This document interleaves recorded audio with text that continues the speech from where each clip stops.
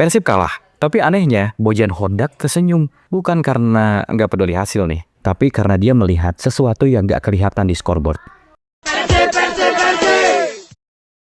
Persib akhirnya jalani laga uji coba perdana musim ini lawan Port FC, tim kuat dari Thailand yang musim lalu nggak terkalahkan oleh Persib dalam 2 kali pertemuannya di Piala ACL 2. Skor akhir 0-2 untuk Port FC. Tapi hasil bukan segalanya. Fokus kita bukan soal siapa yang salah atau kenapa kalah. Ini murni ajang uji coba.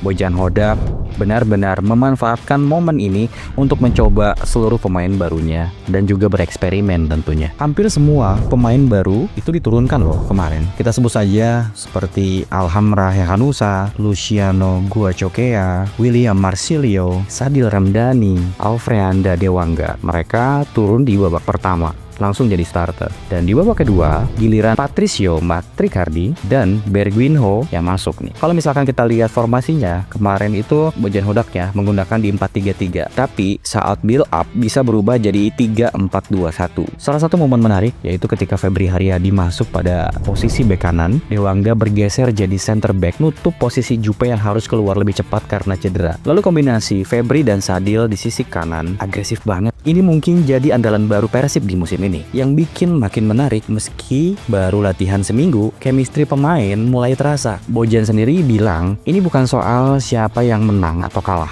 tapi siapa yang bisa cepat menyatu dan paham filosofi permainan.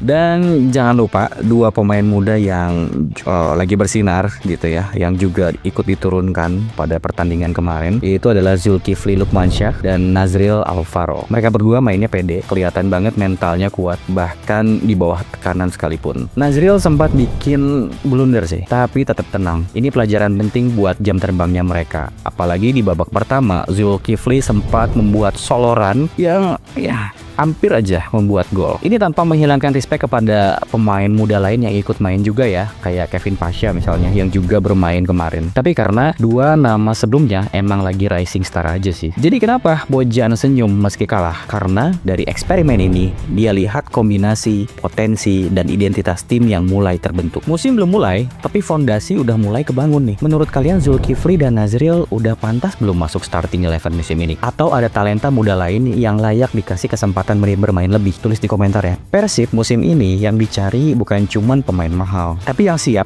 mati-matian pakai lambang maung di dada.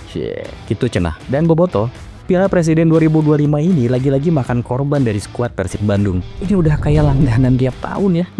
Tahun lalu kita kehilangan Febri Haryadi, hampir semusim loh dia nggak main, dan dia baru bermain kala Persib memasuki akhir-akhir liga bahkan. Nah sekarang giliran Bang Jupe, yang kata informasi yang aku dapat dari pemberitaan resminya Persib bahwa Jupe mengalami cedera patah tulang rusuk yang terjadi pada saat di menit ke-7 pertandingan perdana kemarin. Ya kita lihat sendiri bahwa dia mengalami salah jatuh pada saat itu dan langsung out saat itu juga dari pertandingan. Sedih banget sih ini sebetulnya. Pelatih Bojan Hodak juga sebenarnya nggak terlalu happy sih sama turnamen pramusim ini, karena faktanya memang pemain baru seminggu ngumpul, chemistry belum terbentuk dengan matang. Tapi ya dia juga seneng sih bisa lihat performa pemain baru dalam suasana yang kompetitif. Dan ternyata bukan cuma Jupe, ternyata loh Bobotoh yang cedera. Ini informasi yang baru banget saya dapatkan. Sadil Ramdhani juga kena masalah otot paha dan pergelangan kaki, makanya dia diganti di babak kedua. Padahal Sadil ini rekrutan impian Bobotoh tiap jendela transfer dibuka. Baru datang udah kena cedera duluan. Kita doain aja ya, semoga Jupe dan Sadil cepat pulih dan bisa gabung latihan lagi. Dan gak ada hal-hal serius yang nantinya dapat menunda debut di Liga 1 lagi nih untuk Sadil. Ya sehat-sehat aja lah semuanya.